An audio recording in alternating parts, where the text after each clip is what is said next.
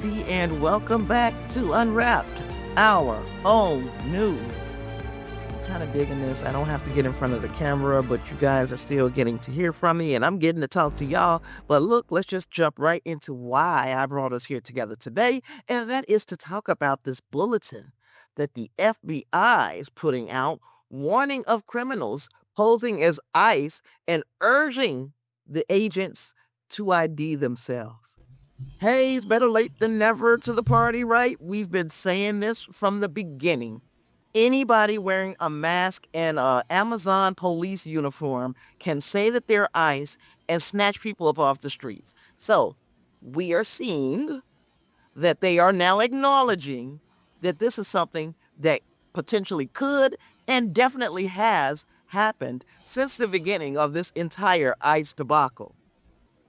Anywho, Wired is doing the reporting. If I didn't say that in the first minute, I don't know. Wired is doing the reporting. And you guys know I like to use Wired as a source because they have been doing the Lord's work from the beginning on this administration. So, well, I'll just read the article really quick. I'm probably not going to read the entire article, just the pertinent parts, but you guys are going to get the gist of why Cash Patel and his boys are finally getting on board with the danger that lies in allowing there to be a secret police in the United States of America.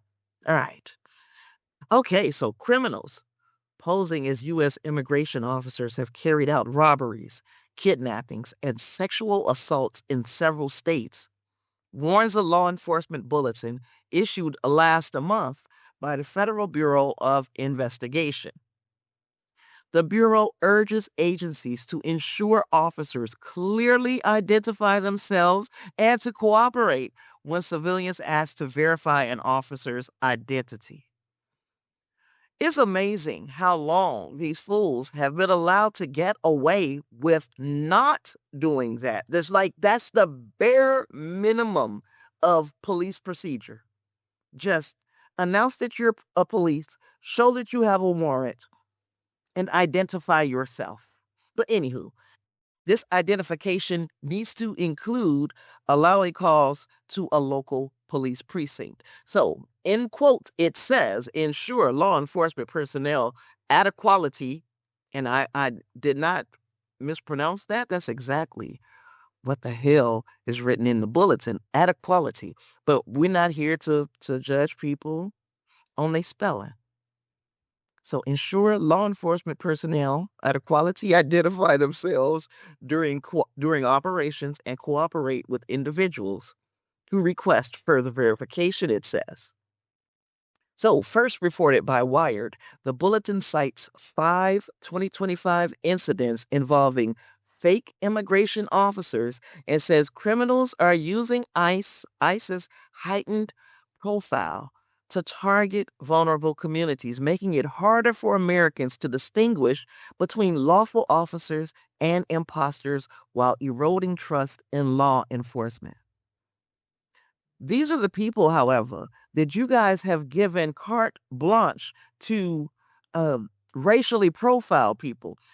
Isn't it kind of hard for Americans to distinguish between lawful immigrants, people who are here legally, and those who may have crossed the border under other pretenses? Looking at them, can you tell? So you are finally coming around to this one thing. Maybe you'll come around to the other thing.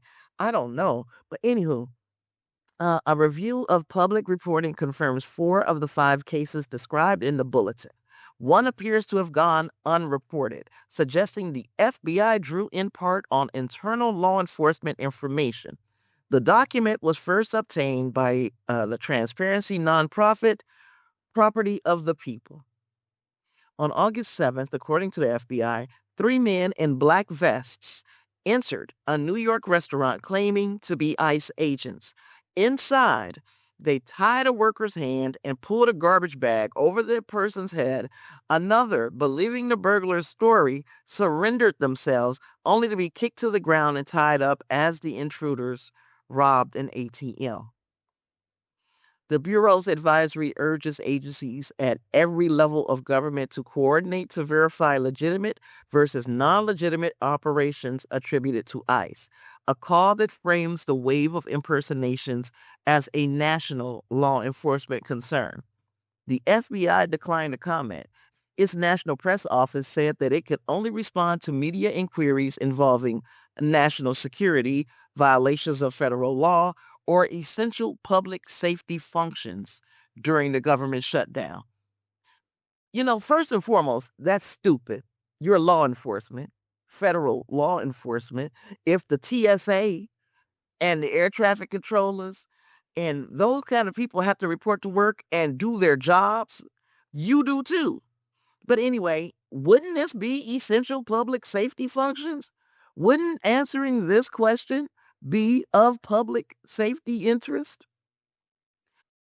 Cases cited by its advisory span kidnapping, street crime, and sexual violence. In Bay County, Florida, the advisory says a woman unzipped her jacket and revealed a shirt that said ICE and told her ex boyfriend's wife she was there to pick her up before driving her to an apartment complex. The woman later escaped. In Brooklyn, it alleges a man told a woman he was an immigration officer and directed her to a nearby stairwell where he punched her, tried to sexually assault her, and stole her phone before police caught him. In Raleigh, North Carolina, it claims a man entered a motel room and threatened to deport the woman if she did not have sex with him, telling her he was a sworn officer. He showed her a business card with the badge, police said. Who knows? That might have really been somebody from ICE. Anyway, the FBI describes a few signs of impersonation: forged or mismatched credentials, outdated protective gear, and cloned vehicle markings. Well, if you don't spend your life looking at police and seeing what protective gear is up to date for 2025, any of these people could be an impersonator. A senior ICE official tells Wired anyone caught impersonating themselves as a federal immigration agent will be prosecuted to the fullest extent of the law. Impersonating a federal immigration officer endangers public safety and erodes trust in law enforcement.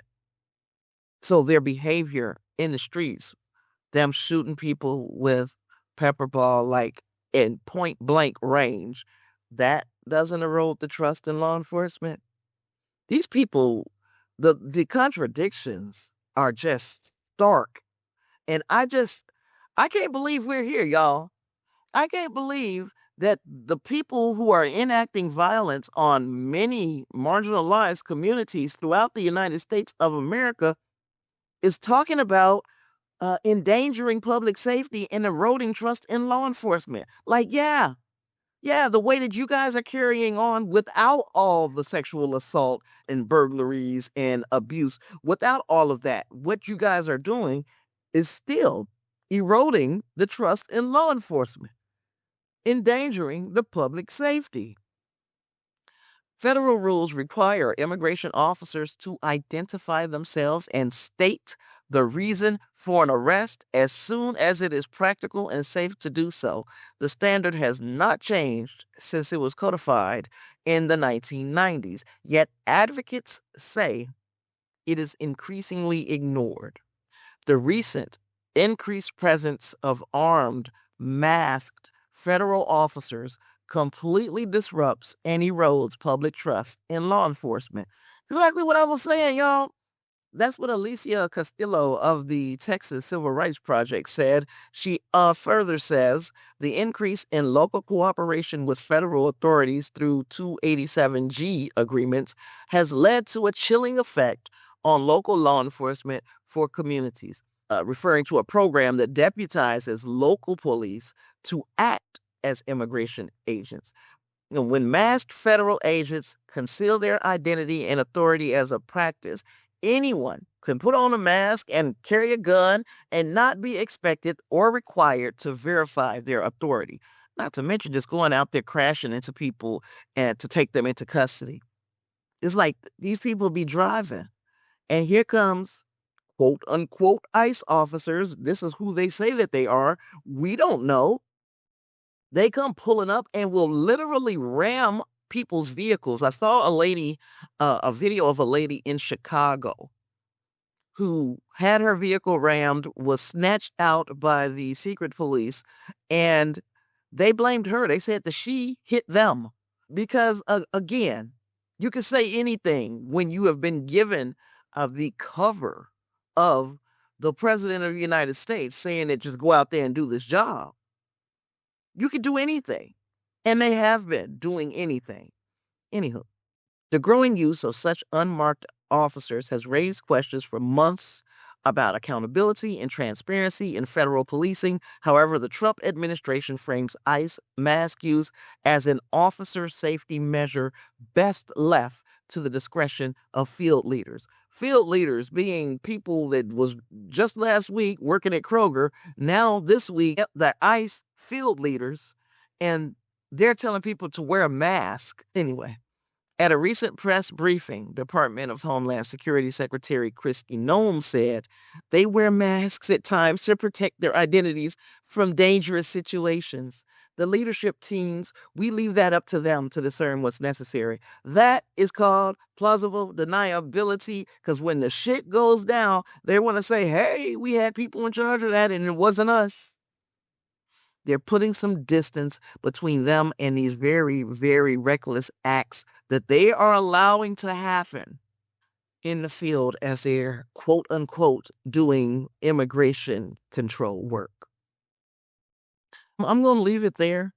You guys can read the rest of the article. If I remember to go ahead on and link it, I will, because it's a kind of a long article, but it is an essential article.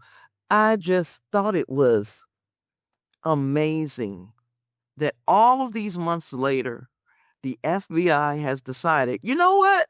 It might not be a great idea to let people go out in the field with masks on who don't have to identify themselves, and they don't have to show verification that they are even an ICE agent, and let them go and snatch people, women and children off the streets. Yeah, that might not be a great idea. And here we are.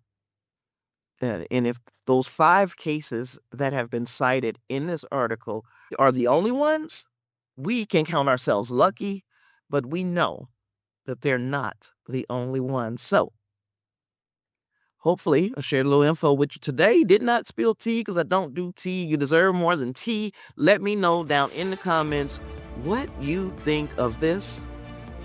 Are we headed in the right direction, or do we still wish that this whole nightmare would stop? Let me know, and I will holler at you in the next one. Peace.